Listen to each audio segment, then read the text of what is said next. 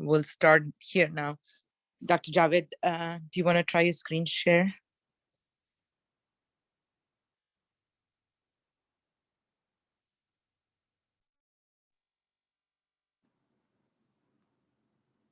There you go. I can see it actually. So inshallah, we'll start. For those people who will probably come in, and we've noticed that a lot of people have watched a lot of these recordings later. So inshallah, benefit either way. So I switched on the recording.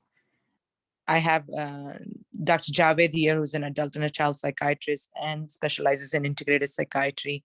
He has his own private practice, and I'm really thankful for him donating some time towards NAMCC, and I'm hoping this is going to be helpful. Dr. Javed, you can take over.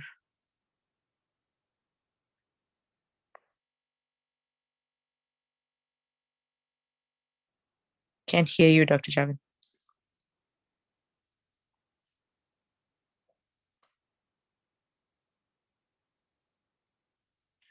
Dr. Javed, can you hear me?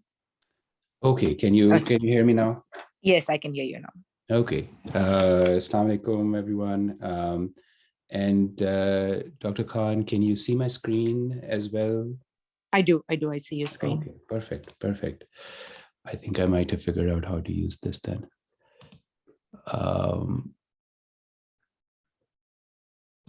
Okay. Right.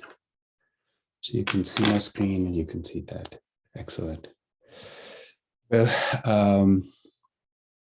let me begin by saying Bismillah ar-Rahman ar-Rahim. Rabbi shrah li sadri wa yassir li amri wahlul 'uqdatam min lisani yafqahu qawli.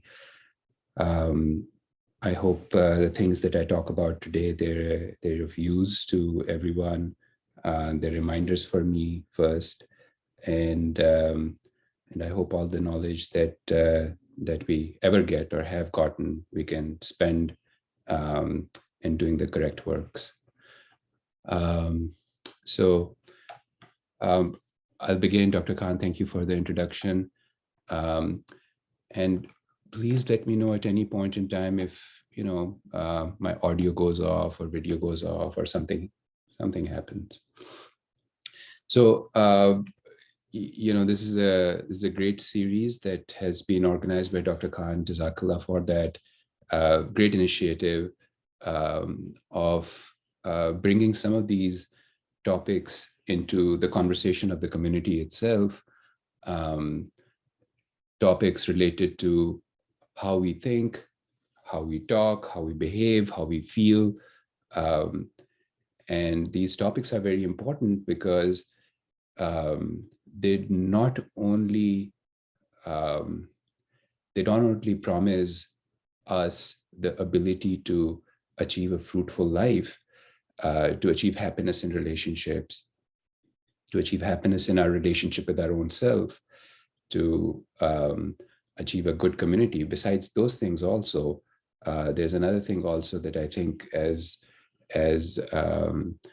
Muslims, we really have to know all of this stuff, because a lot of the psychology is something that we use in creating habits, that are according to our deen.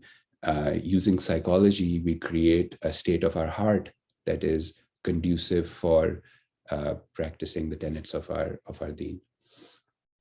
So one of the things that I have found in working with the Muslim community is the role of trauma that is present in the general Muslim ummah.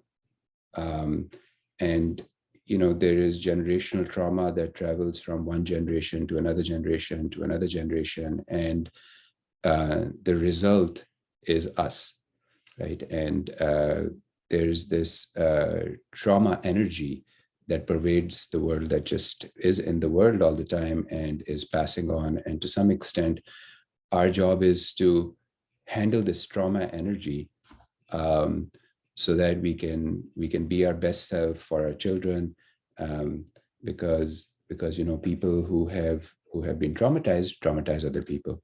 So this is not meant to be an exhaustive conversation about trauma.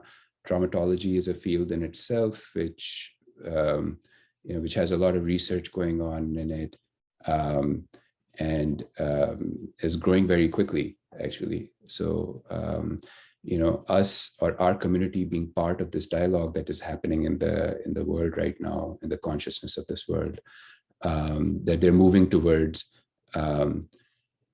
trauma-informed care, right? That means that whenever somebody asks for care, there's some trauma behind, and we'll just jump into this. Let me see if this. All right, so just a little bit about trauma. So we are made up of our animal self, right, and that's the body, and we are made up of our mind, and that's the awareness that we have. And then we're made up of our energy body, our heart, our ruh, right? So all these three things, they can get traumatized, right? And we can kind of, if we want to distribute some of our being in these three categories, we can say that our body is the thing that we have in common with the animal world, right? And it is responsible for the cells of our body and the biology of how our body is not in control of our own volition, of our own willpower. And then there's certain parts of our body that are in control of our willpower, right? Trauma affects both of those parts. Our mind is awareness, right? And usually by mind, I mean our ability to think, our ability to plan, our ability to, overcome fear, our ability for ability to have memories, to recall memories, to use different concepts. All of that, the cognition part is our mind. And then we have, our soul. So this is the non-material, and like there's a hadith also that there's a part, there's a flesh, there's a how you say it, a little bit of flesh that is in the human body, which if it's corrupted, corrupts the entire body, something to that meaning. And that also says the same thing for the heart, that is our heart, that's the energy body that we have, and that can also be traumatized. So trauma can affect all these areas, but just a basic definition of trauma. What is trauma? So trauma is basically getting hurt. If we get hurt, we've been traumatized, right? So anytime we have pain, we have trauma, right? Like we get hurt. You can see it in, for example, somebody has a car accident, that's trauma.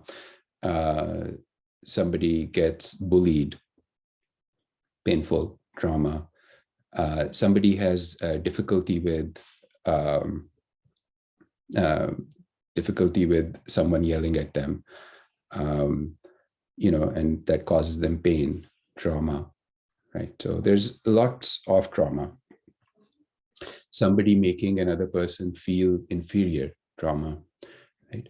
Or on the other hand, like when we, for example, we put our hand in between a door jamb, for example, right? Trauma.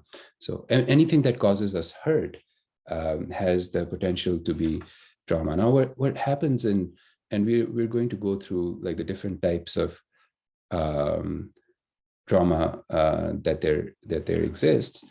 But if we were to just talk about what happens in trauma, right? Like why does trauma become so problematic to deal with? And why is trauma such a big deal that we have to be aware of? So there's a few things that happen with trauma, right? And you can really go into a lot of detail in this, but we'll just kind of touch the surface. and move on. So there's a sense of control that is lost, right? And that is one of those hallmarks of trauma, that people lose the predictability of safety, right? So that means that I have to be able to predict that I'm going to be safe, and that will help me then be myself and not be on my guard all the time, right? And that will help me use a part of me that actually thinks and plans. And a lot of those mental operations like thinking, planning, they cannot happen when we are threatened, right? So I'll ask you to go down to the last one. Past being brought into the present is another one that happens with trauma, right? Like that means that people feel that whatever happened in the past, it can happen in the present as well, right? So for example, if there's a person who has, if there's a child who has been, yelled at by their parents, hit by their parents, then the child then does not have the sense of control, right? Like there is no sense of control that the child has. They don't have control over their life. They're just going around, and then out of nowhere, suddenly the parents get angry, and they things go out of control. And the child cannot appreciate why this is happening. So there's a loss of control, and anytime that this happens again, they'll feel that the past, what happened, is going to happen again. So they feel that they're going to be hit again. You can see it in dogs, for example, right? Like when a dog has been abused or hit, then you can come to the dog, and just any sudden movement, and the dog is going to cower, right? The dog is going to suddenly be afraid. So the past is brought into the present, right? People who have a car, who go through a car accident, now whenever they're driving in cars, the past of the accident gets brought into the present, right? So that means that they fear that a car accident is going to happen right now, and then they can drive, or if they drive, they have these thoughts all the time about something bad happening. And then there's some other things that happen, like there's a loss of connection with oneself.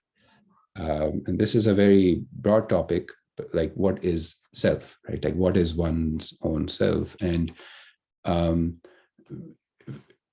if I were to just change it a little bit, I would say that this is about intuition, right? So we need to be in touch with ourselves because of intuition. So you might have realized that we have reflexes, right? And those reflexes we use to save ourselves. So the minute we touch something hot, we immediately, withdraw our hand very quickly, even before our mind has had time to register that it was hot, right? So our body is, for example, there's something that comes towards the eye, right? Our eye reflex of closing the eye happens much quicker than we can realize that something bad's coming to the eye, and we have to close it to protect our eye. So there's a lot of, similarly, these are motor reactions. We also have emotional reactions that are there, that come out with our intuition, that come out with our instincts, right? So for example, when we hear somebody criticizing us, there's an emotional reaction that happens, and it's called defensiveness, right? So people become defensive. If somebody is joking and still kind of criticizing us, a lot of people, they kind of get it that something's not right with what this person said, right? That is intuition. So when trauma happens, what happens is that a person is so preoccupied with that trauma, they lose their intuition. That means that they will now, so for example, the same example of that person who got into a car accident, right? Now a car accident happened. Now this person is trying to drive. The past is in the present, right? Like that person thinks that something bad's going to happen. And, that person is now going on the road and has these thoughts all the time that something bad's going to happen, something bad's going to happen. And there's a car actually that crosses, breaks a signal and crosses. And because this person is continually thinking about something bad's going to happen, they will not have the reflexes or the intuition to react to that car that is coming. So this is a very important point, that if people have been traumatized and they are living because of the effects of the trauma, they will not be able to protect themselves from more trauma. It leads into a bigger sense, lack of sense of control, and a loss of connection with oneself, right? So all of those things. And usually people become alone when they become traumatized, right? They feel that other people can't understand them. And they become lonely. They don't want to go out. They don't want to mingle with people.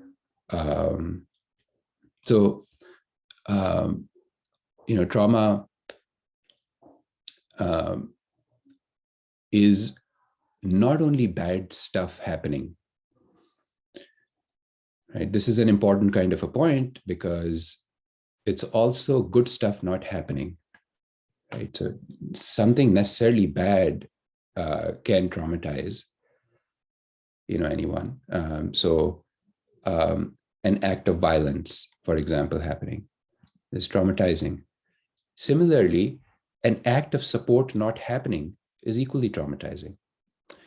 And lack of connection between a mother and a child, right? And this is something to think about, that oftentimes after childbirth, mothers are depressed.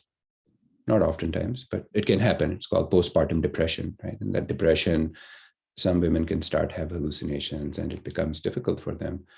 But when they're struggling so much, they can't bond with their baby. And the baby is looking up, wanting to bond, and does not happen, right? So it's good stuff, that connection that has not happened, that the baby is going to start getting traumatized by. So just an example, right? So, and then again, trauma is not what happened to you, it's what you think happened to you.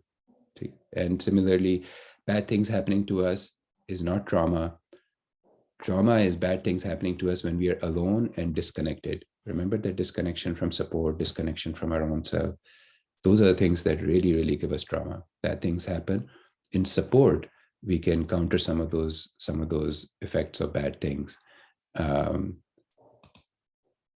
So, there's acute trauma, like we talked about. There's a motor vehicle accident, for example, that is acute trauma. There is chronic trauma, and this is trauma that happens over multiple events, right? And for example, this might happen if we are living with someone who has some issues with anger, for example, right? And or we are living with someone who has some issues with control, right? So that person wants to control everything, right? And the minute that thing is not exactly how they want, they have a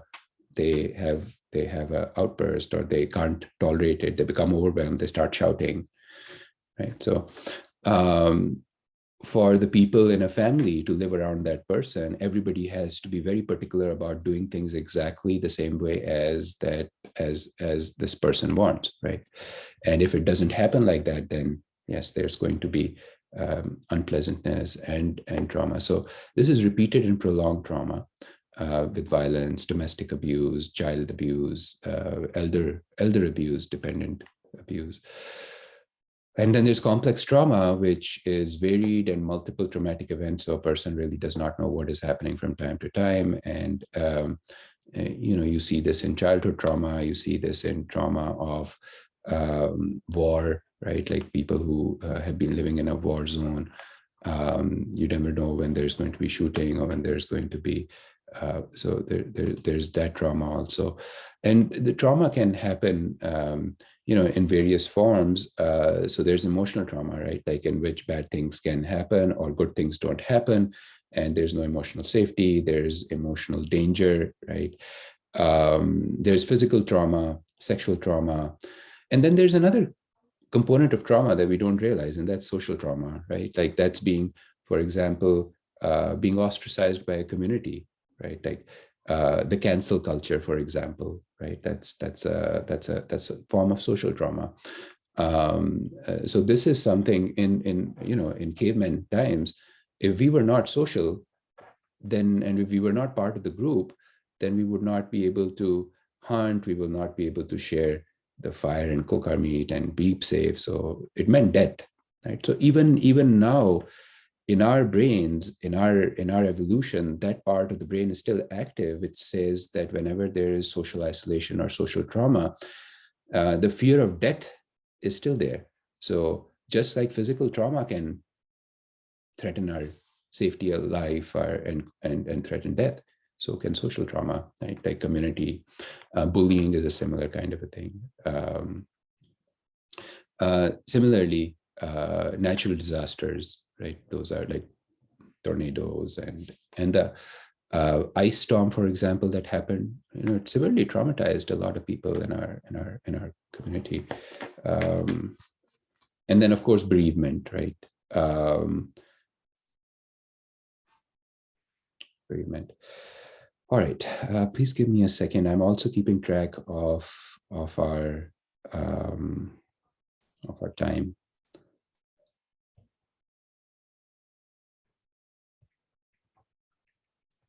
We've got good time, Dr. Javed. Okay, thank you. All right, so where were we? So we had just talked about the forms of trauma, right? All right.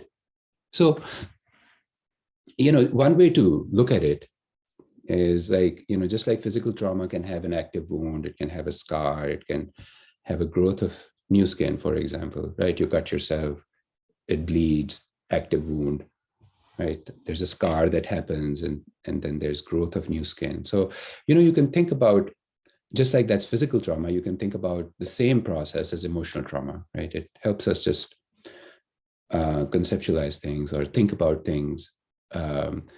So like, for example, an active wound, you've just cut yourself, just even touching it a little bit hurts. You want to make sure that you don't touch it to anywhere. So you'll carry it, with you. You will always know what is happening. And, you will cover it up to prevent hurt, right? Like whenever somebody comes, you'll try to cover it up, right?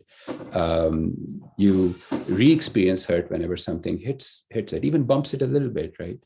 And then it changes the way that we function. It changes the way that we, like if it's on our hand, we won't use that hand to drink water. We would use the other hand. It changes the way that we walk. It changes the way that we sleep, right? Our quality of sleep changes when we are really hurting. So that's an active wound. And you can think about the same in emotional trauma as well, right? That when we are freshly wounded, we're freshly hurt, little things will bother us. We'll be hyper vigilant that something is going to happen. We'll be on our guard and we'll cover it up. We'll pretend that it did not happen even, right? Or we'll only tell it to people that we feel are safe, right? Like we won't tell it to everyone. And anything that reminds us about it, we re-experience that hurt, right? And of course, this is one of those things that trauma causes problems with the way we sleep. Our appetite can go down, and any functioning in our life can.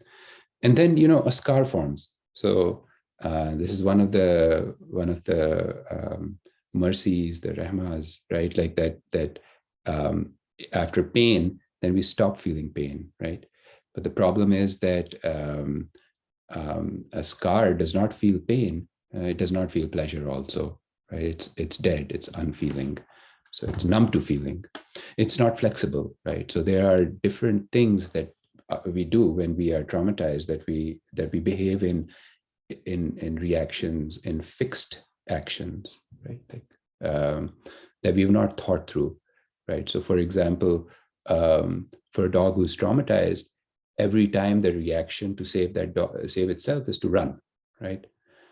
And without thinking that maybe it's in the middle of a road and running will actually get it killed, right? But it doesn't realize that. It just has one action, right? Similarly, some people, whenever they're feeling hurt, they will become angry. Most of the times, that's the only reason why we become angry. But they will become angry, right? And with everything, they'll respond to the same thing with just anger, right? Even though anger is the thing that will cause them to be unsafe at times. So it stops our choice, actually. Whenever we've been traumatized, it takes us away from our choice. whenever we are like, traumatized and we are trying to do something, it becomes out of our control. Now, if you think about all those things that become out of control, addictions, right? People just can't stop using alcohol or stop smoking or stop using other drugs, or stop certain behaviors like eating too much, right? Stop other behaviors like, some people have sexual addiction, right? Like, so all of those things, if we can't control them, that means that they are a fixed reaction that have come from a scar, right? From a trauma. And somebody just cannot get themselves to let's say wake up in the morning and do fajr, right? And they say, yes, we're going to do it, but they cannot, so it's a reaction. It's a good thing that is not happening, right? Like it's from a scar, usually. And if we shame that person, that fajr is going to happen with less and less enthusiasm. Even it will happen, it's not going to be long term. So there's a way to handle all of this. And the reason why I'm emphasizing this is that this stuff is important because it does determine how we feel about ourselves. And a scar makes us feel damaged, right? Like we want to hide the scar. We'll try to show people that we are not really hurt. And of course, if we are hurt. So, just like this, a scar gives rise to in others and us. This is such an important point, that if I have a scar, right? Like, let's say I've been working a very difficult job all my life. My hands are calluses, right? Meaning like my hands are hardened because they've been traumatized so much that thick skin has grown on top of them and now they're scars, right?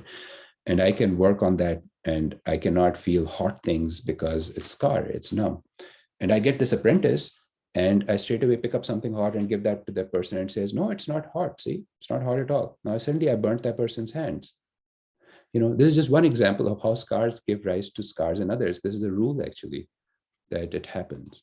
And how it happens is so with growth of new skin, that's healing, right? We can feel again, it becomes flexible. And this is healing from that. This is what it looks like when we've healed from a particular trauma. Makes us feel whole. It gives us confidence that our body, our mind can heal on its own, right? We don't have to control everything. This is an example of an active wound, for example, right? And I'll just let you read this while I drink my glass of water.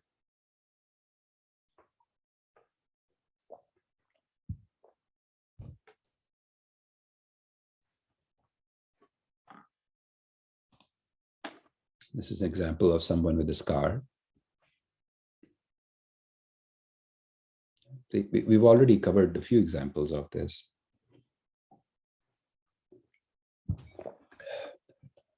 All right. And then this would be someone, with an example of someone with a healed skin. Right. So all of this stuff we have just covered, right? So the question is, why is trauma a big deal? Why are we talking about it? Doesn't everybody get traumatized? Why are we making a big deal out of it? Right? So these are the complications of trauma, actually, that whenever somebody gets traumatized, there's a denial of trauma, right? So they'll say, no, I was not traumatized. It wasn't bad. That person has it worse, right? So I'll see people who, let's say, who come from a war, have lost their hand, right? And you try to say, I'm sorry that you lost your hand. This must cause you pain, right? And the answer is, well, I just lost my hand. There was another friend of mine in the war who lost both their legs. So, but there's a little bit of a problem there. Yes, there's gratitude there that this person might have, that, I still have both my legs and I have a hand. That's how the person does not. But there's something terribly wrong also in that. And that what that is that this person denies his own hurt, right? If this person was saying, yes, it hurts me a lot. I cannot now pick up my child, right? Because I can't play with my child. My child loved playing baseball. I can't play that with one hand, or, but that person also has had pain. So if I am still in touch with my pain, then it's not denial. But if I am, so for example, very common kind of a thing, right? Like somebody gets, somebody goes through something like a bad kind of event, and they suddenly say, no, my child has just gone through a fracture, right? Like there's so many other children in the world who are starving. It is true they're starving. Their trauma and pain is still there. It's big. It's very big. But that doesn't mean that we deny the pain of our own child having a fracture, right? We can't become numb to the pain of the people that we see around us just because there is more pain elsewhere. So I hope I make this point clear. So there's shame of trauma, incredible shame, right?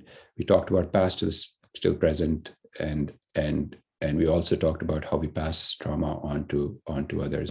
This is what denial of trauma looks like, right? I was not hurt. Other people have it worse, And then some people, these are all excuses that you can't do the correct thing, right?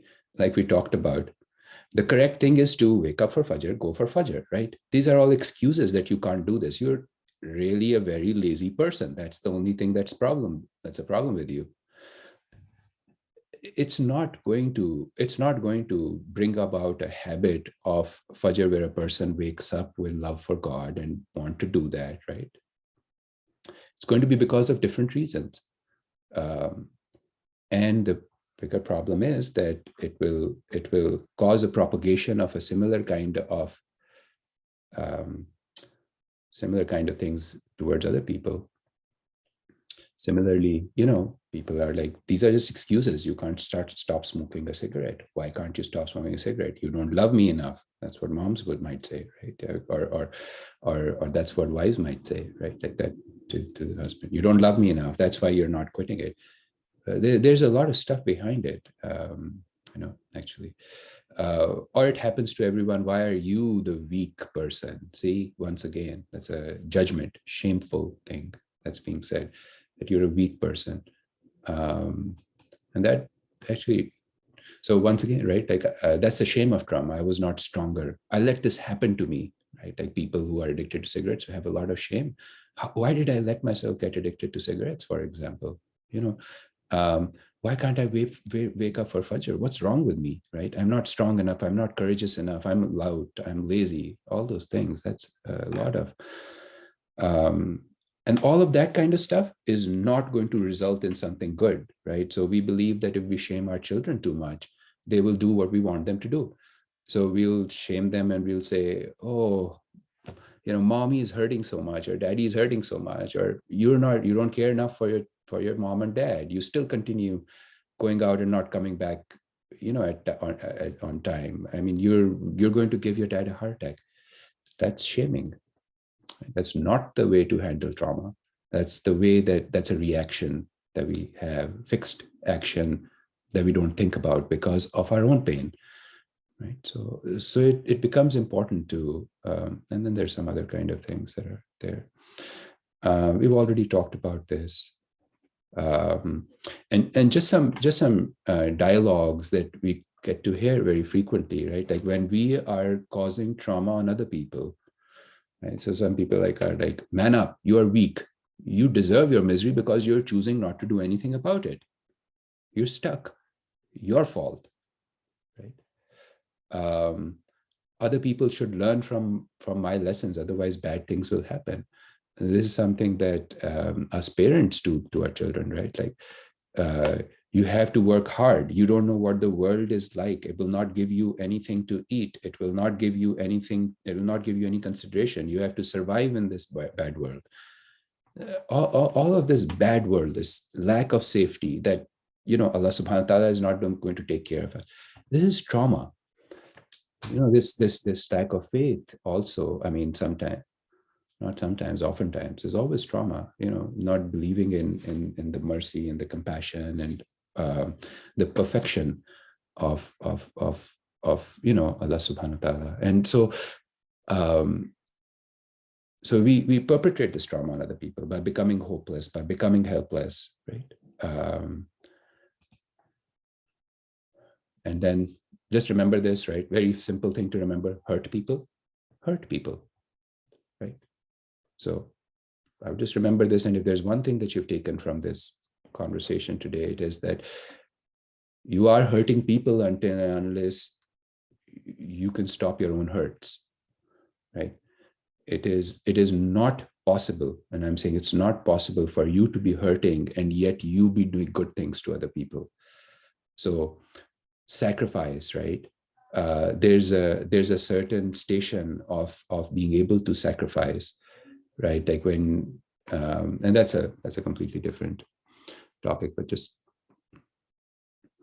so someone who drowns in 7 feet of water is just as dead as someone who drowns in 20 feet of water. So, this comparison of misery and the comparison of trauma, like that person had that person had 1 accident, and that person had 3 accidents, right? If at nighttime, both of them are not sleeping and having nightmares and can't sit in a car and drive and fight with other people because whenever they drive a little fast, if then it's overwhelmed both of them. It has gotten them to a place of misery. Doesn't matter how much, it just has to be more than our effort to tolerate. That's about it. And if you see these red flags, right, then that just look for trauma, right? Anybody that you see is rigid, right? They can't compromise. They're numb. They have hopelessness. They have loneliness. They're thinkers, right? They like to think a lot. And if you think, and this is also a pretty extensive topic, but yes, if you see people who are thinking a lot, they've been traumatized. We can talk about it at some time and I can answer that. We talked about emotions and behavior not under control. We talked about a big ego as a sign of somebody being traumatized, right? So lack of humility, and what's the hadith, right? Like that a person with a big ego can, a camel would enter the Jannah or a camel would go through the eye of a needle. I think that's how it is. Please correct me. So then a big ego. So trauma, once again, that's somebody who's been traumatized to have a big ego where they talk about themselves all the time, right? Anger, trauma. Prejudices, right? Trauma, right? What makes this racial kind of tension that is going on right now in US, right? This is a result of trauma and traumatizing, right? Like white folks have traumatized black folks have struck out, white folks have been traumatized. There's prejudice, there's and this goes on and on. Prejudice is another very big topic that is influenced by trauma, and we see it all around us, right? And we even see it in our Muslim community, huge amounts, right, of prejudice towards people who are less pious, prejudice towards people with certain beliefs, prejudice towards the list goes on and on. Substance use, actions that distract, right? So you'll find children who you ask them something and they'll kind of start distracting immediately. They won't have a conversation with their parent, right? Once again, trauma. And then there's some things also. Let me take a break and look at the. All right, so. And then there's shame, big deal, very, very big deal. So this is just an example, right? Like if we've been traumatized in our childhood, these are some of the things that can happen. And, when you read through them, you'll see how frequently they happen, where people, and the people recognize this, that I just keep on fixing other people's lives, right? It's like I'm this huge sacrificer, right, who fixes other people's lives. Allah knows better, right? Whether that is what is going on, and He is the one who's going to give all reward, right? All judgment. That's His, right? But so this person might be getting rewarded, but this person, I bet, could have probably been doing so much better at fixing other people if this person had fixed themselves, right? So as a child, when you're fixing your parents, you continue fixing everyone around you when you grow up, right? People pleasing, right? If I don't please my parents, that's the childhood message. If I don't please my parents, they'll be mad and they'll act unpredictably. So I have to please them, or they will leave me. They will stop talking to me if I don't please them, right? Codependency is a similar thing, right? External validation needed, like constant praise. So these are unhealed childhood trauma, and it'll be interesting if we all sit down and we just kind of go through this and find out if we have it, right? Like, and why do we have it, and what to and how we passed it on. So, you know, the most common cause of of pain, you know, of misery, of why people become upset, why people want peace. I mean, shame is a very big deal, right? So what if, right? And I just sat down and wrote this out, but what if by knowing about trauma, what if by working on trauma, what if by being aware of it, you know, what if with all of that, we realize that, you know, I'm being so hard on myself for not being able to accomplish this, and that might be, it's time for me to prepare for my exams, right? Day after tomorrow is my exams, and I just can't study, right? I can't focus on anything. So what if our brain is not performing according to its capacity, right? What if it's not me and my brain and me who cannot pass this exam and cannot become, you know, a college graduate, or cannot do anything because of that's hopelessness, right? Or when my parents and I have an exam, and when my parents start shouting at me, tomorrow is your exam, you're still not doing anything, you're just, you know, what if my brain is not performing according to its capacity, and my parents knew that? And then instead of shouting at me, they said, all right, let's sit down, let's regulate you, let's try to get you down, and then let's try to help you in the best way possible without shaming, right? What kind of a world would it be if parents started realizing that whatever their child could not do is not because of a bad character? You know, what if we are making conclusions without realizing what is truly happening around us, right? Meaning, like, it's a trauma thought in my mind that says that people are going to take advantage of me. People are going to cheat me out of my money, for example, right? And what if the conclusions that we make, that this person was nice to us and that was because this one person wants to get money out of me, or this person was nice to me because I'm a good person, or this person was nice to me because they're in a good mood, right? Like, whatever it is, it matters what's the narrative that we attribute to the things around us, and that will help us, right, in so many ways. What if we could control emotional numbness? What if we could get up from Netflix, watching Netflix 6, 7, 8 hours a day? What if we could stop going on social media or our cell phones, right, like for an hour, or for, right? Like, and this is, as I said, like in the beginning, these are all reminders for me, first, before anyone else. And what if I realize that there's actually nothing abnormal in me, right? That I am not broken.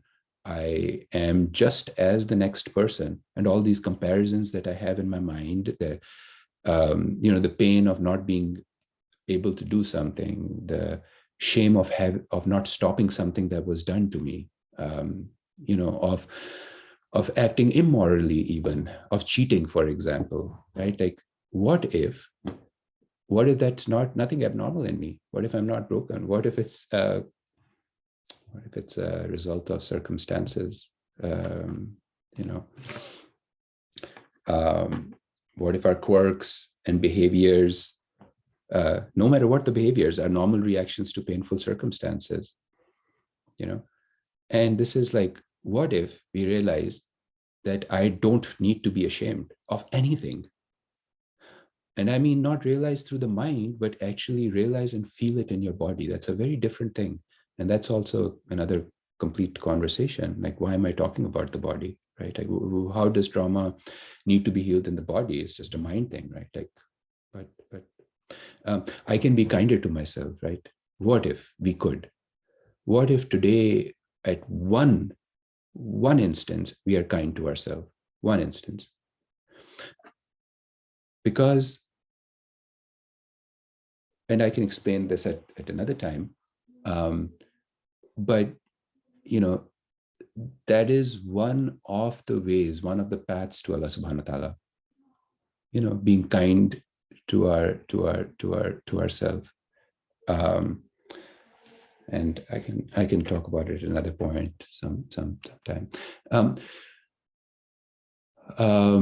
So what to do, right? Like, of all of this stuff, safety, right? Like, that's a big deal when you are traumatized. Like, you have to feel safe. You have to create safety. You know, psychotherapy is good. You know, talking. But there has to be another component that is invaluable, and that's the trauma in the body, right? So I'll give you one example, right? Like, for example, let's say if I was young and my father came at me with a belt, right? I'm just giving an example. Alhamdulillah, my father is well. But, you know, if he came at me with a belt, and every time I would see him, I would think about the belt, and I would just go into a state of tension in my shoulders, for example, right? And every time I saw him, I went into that tension in the shoulder. After a little bit of time, what will happen is I will actually forget why I'm getting tense. But every time I see him or I hear his voice, I will be like this, right?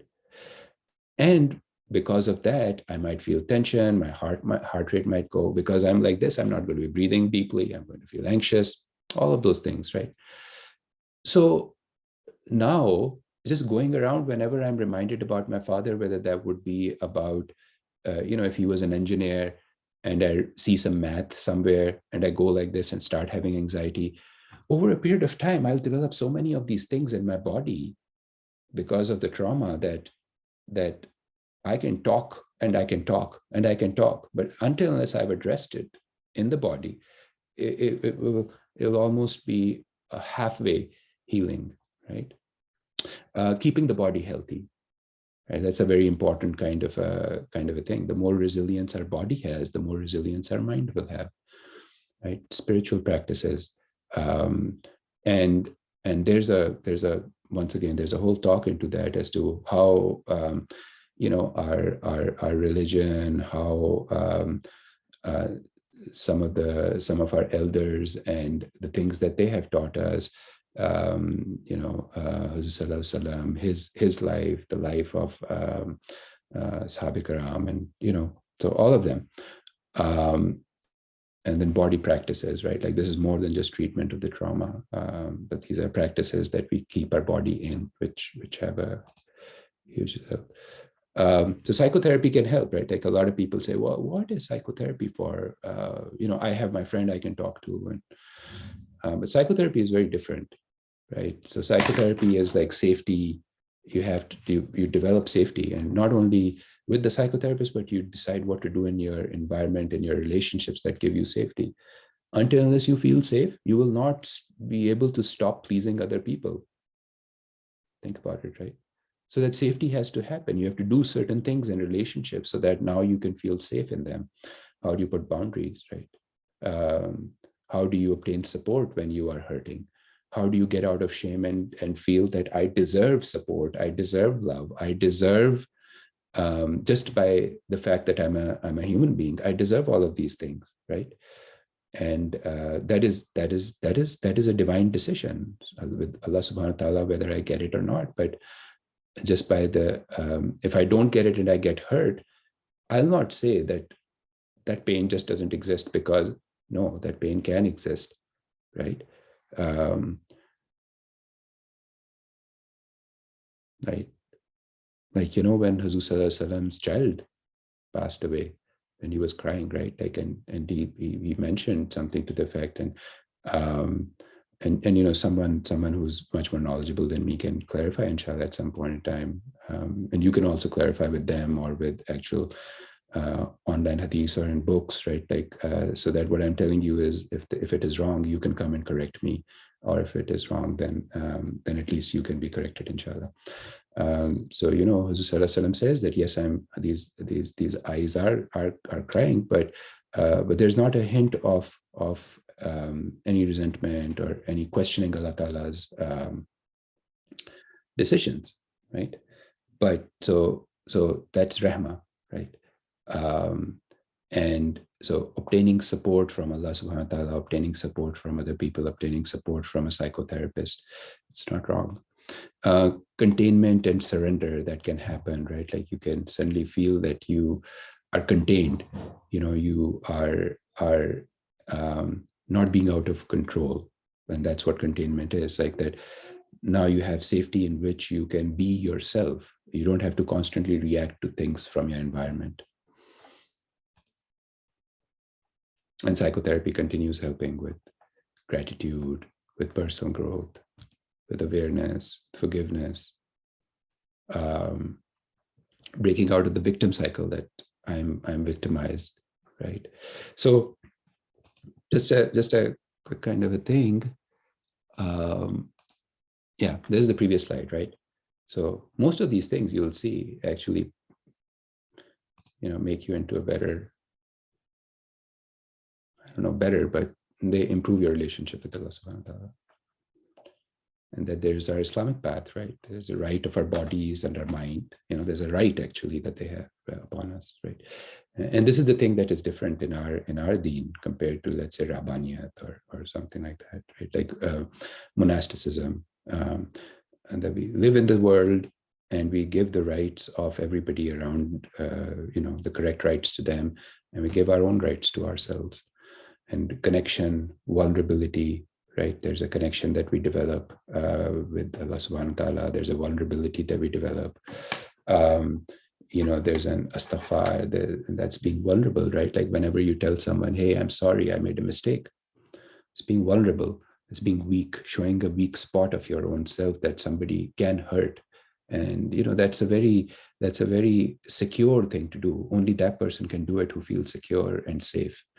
That, yeah, you can hurt me, but really all the hurt is from, and all the joy and all the protection is from Allah subhanahu wa ta'ala, right? So the feelings of being loved, right? I mean, you know, what is that? I think that's a hadith you could see, right? Like that Allah Ta'ala kept 99 parts of Rahmah with him, and one part of Rahmah he put in this world, and all the things that we see, like with the animals and all of that, right? And that truly, that feeling of being loved by your creator, right? Like that you're not a defective machine that was made, or that you are doomed and that there's no hope for you, right? Like there's right of others, right? These are all things that we achieve by healing ourselves of trauma, by being more compassionate, by being more by taking care of rights of others, right? By accepting same thing, right? Awareness over our numbing, right? It'll make us do things that are out of the commandments of what Allah subhanahu wa ta'ala wants us to do, right? So we have to be aware, when are we numbing ourselves? When are we doing those actions that we really cannot control? What do we do about it? And, you know, we make dua of it. Absolutely. We try not being hopeful. We get into psychotherapy, all those things, you know. There's a social support through community, like people who have already gone through some of this stuff. If there was a more open conversation about it, and less shame about it, people will talk about, this is the pain that I've gone through, and this is how I overcame it. So there are other people who can go and talk to that person, right? Like get support from that person. And so it is not only the job of few people to offer community support in the community. In Islam, every community member is a brother or sister that offers support, right? So making meaning of trauma, that's the ultimate existential kind of a thing that we do as Muslims.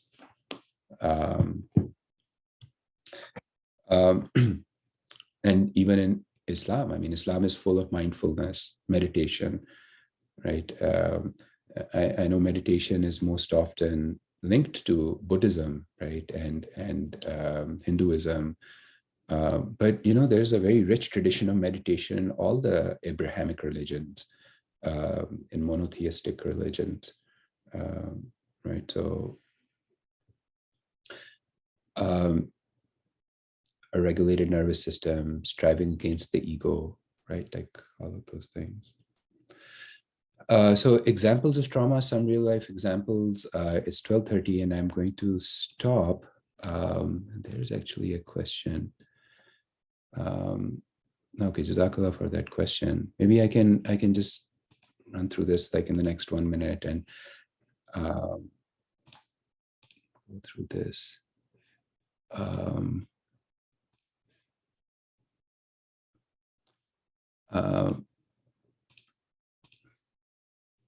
Okay, I guess I'm having some difficulty with moving this. I will move it here.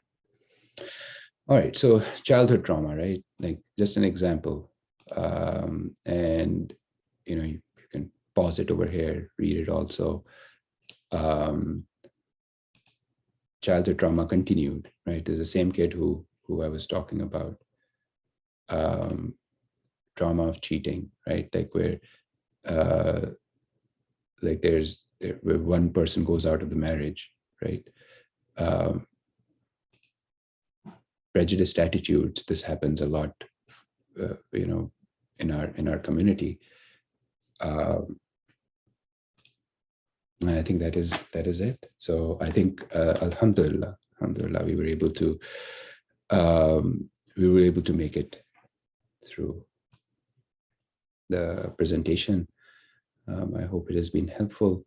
I think I'll ask for guidance from Dr. Khan whether how she would want me to address these questions. Jazakallah, that was a really and a very important topic, I must say. I got to learn some myself, so that's amazing. I do have some questions there. I don't know if you want to read them and answer. And okay, I can. You want me to answer those? Okay. Yeah. Okay. So it says like how to handle shame of trauma.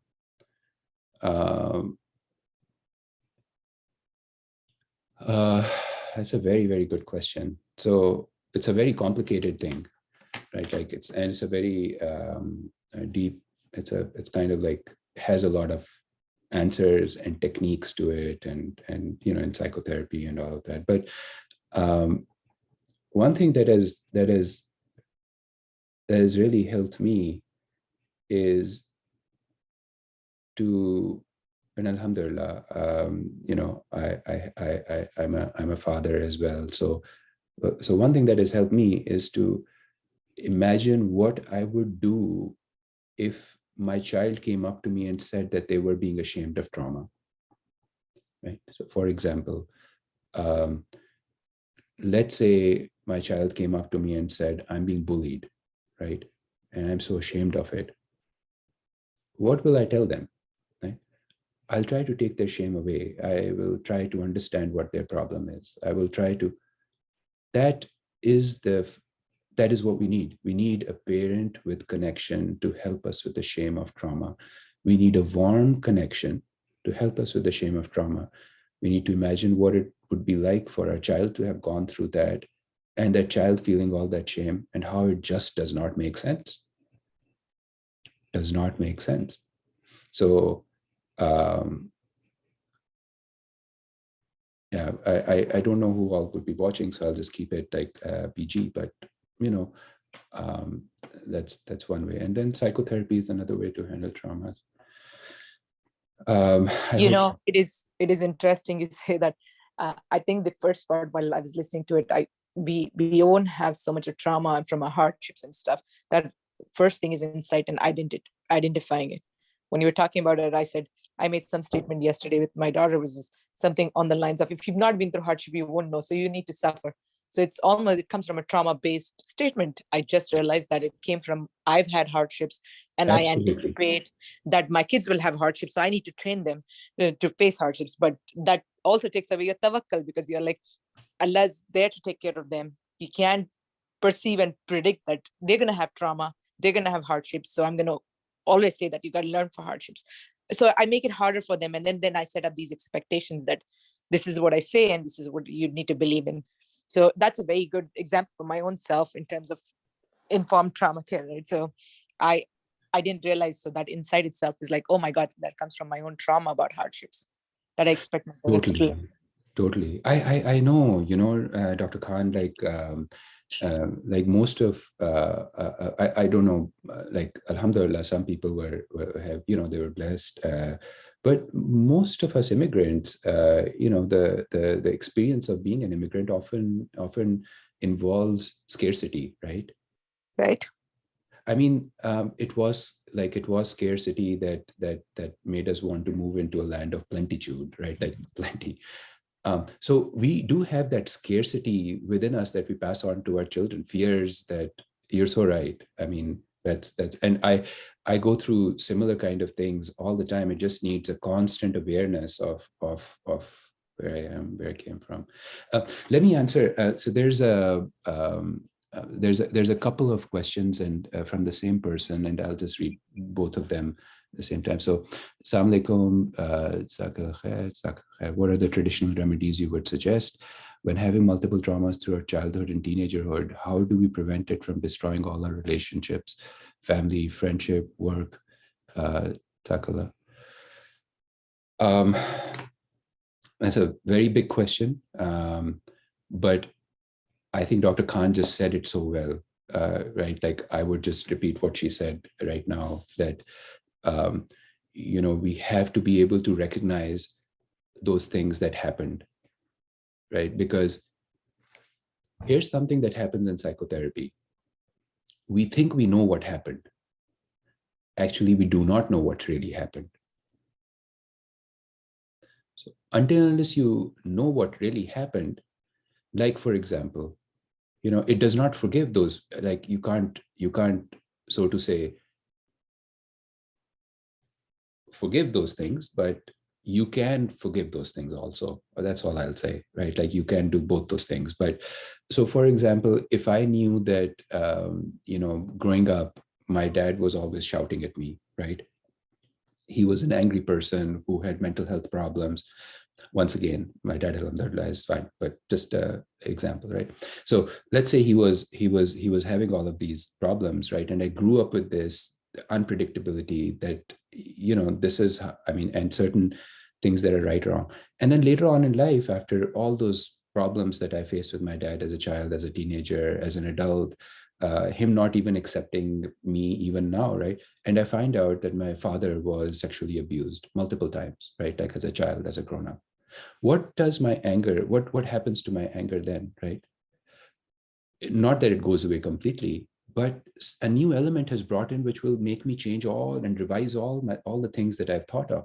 So that's what happens, that in previous traumas, when we actually recognize what is happening, what really happened, why did it happen, that starts becoming a point of healing, because it changes our narrative, right? So I hope that was. And traditional remedies.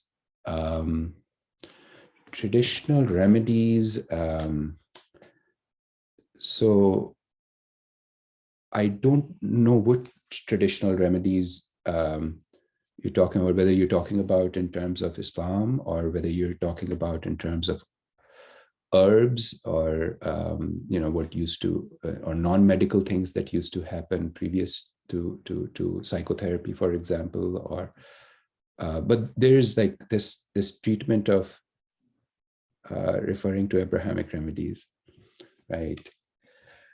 So I think I can mention a few things, and that's not even a lecture, that's a lecture series. But you know, it requires actually ijaza for someone to teach someone all through this and correct another person's attitudes and thoughts, and that's a traditional kind of a thing that has always happened in the Islamic world with the sheikhs and how they've helped build character of people. A similar thing happens with our sheikhs, right? Like in our mosques.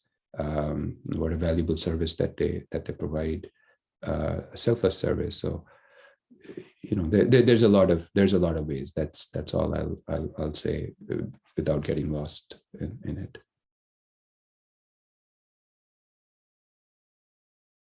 I hope that answers.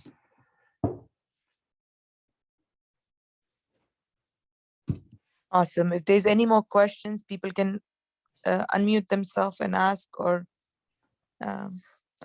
but no, Jazakallah, Dr. Javed, this was awesome because this is so less talked about.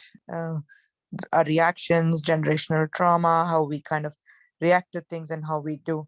And I think the whole idea is once we have more insight, we recognize it, we at least have compassion for other people, and really can put ourselves in other people's steps and see how they're feeling about it and be able to engage in a better way among our community members or even with our family members and as parents. So Absolutely. I mean, it starts off, Dr. Khan, at the family level, right? Actually, right. Even before that, in my relationship with myself level, and then the family level, and then the family becomes a unit of the whole society and the community, right? Definitely. So, Definitely. Yeah, no, Jazakallah, thank you very much for your time. And Alhamdulillah, this has been recorded so that I made a mistake of not recording one of the sessions. So I'm just excited that I recorded because a lot of people look forward to it beyond just being not able to make it here. So Alhamdulillah, I hope it can be helpful. Jazakallah. Jazakallah. Thank you so much. Of course. Assalamualaikum. Thank you very much. Alhamdulillah.